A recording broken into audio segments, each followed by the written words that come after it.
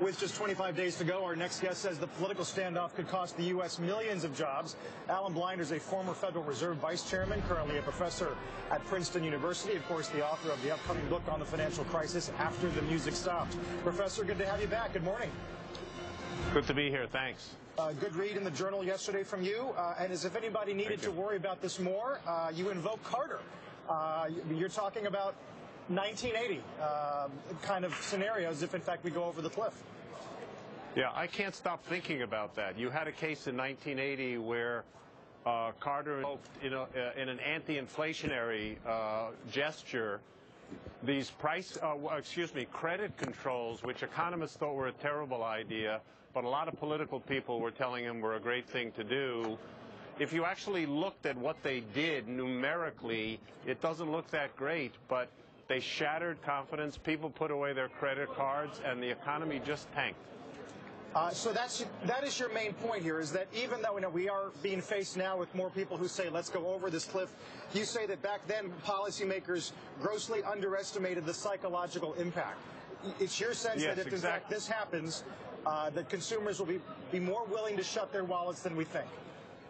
I'm afraid, nobody knows. I'm just worried about that. A key difference between this fiscal cliff and what happened in 1980 is there is real meat and bones in this. One could have argued before it happened that those credit controls in 1980 really weren't much and they wouldn't have much effect.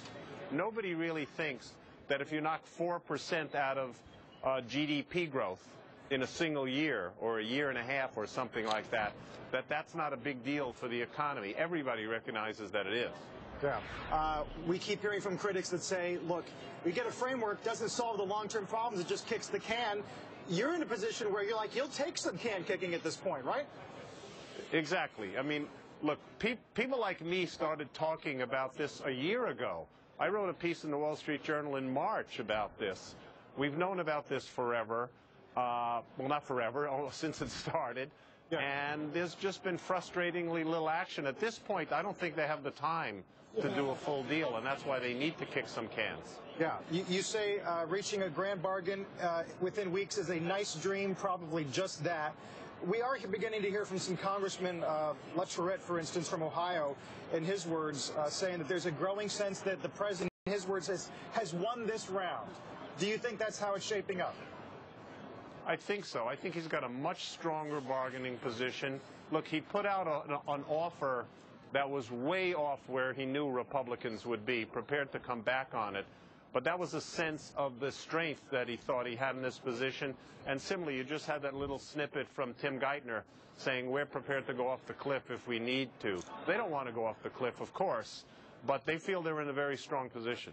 The impact is frightening, Dr. Blinder, and you write that in the second quarter of 1980, that was actually the worst in history for U.S. GDP, where the unemployment rate from March to May jumped to 7.5% from 6.3%. So in just 2 months, that damage was done. What do you say to the policymakers out there who are grappling with this in terms of the notion that you can go over the cliff and then ratchet yourselves back with little damage? Yeah, I just don't like that. I mean, there is a scenario that says, and some people believe in it, go over the cliff in about 2-3 days, we'll have it all settled. Look, if we knew that was going to happen, I'd say go right over the cliff. 2 or 3 days not going to do any harm. But suppose it's 2 or 3 weeks. Suppose it's 2 or 3 months. You get to 2 or 3 months, you've got a recession on your hands, almost for sure. And with that, as you point out, maybe 3 points on unemployment. That is a scary proposition. Dr. Blinder, thanks so much. You're very welcome. My pleasure. Alan Blinder from Princeton. Coming up.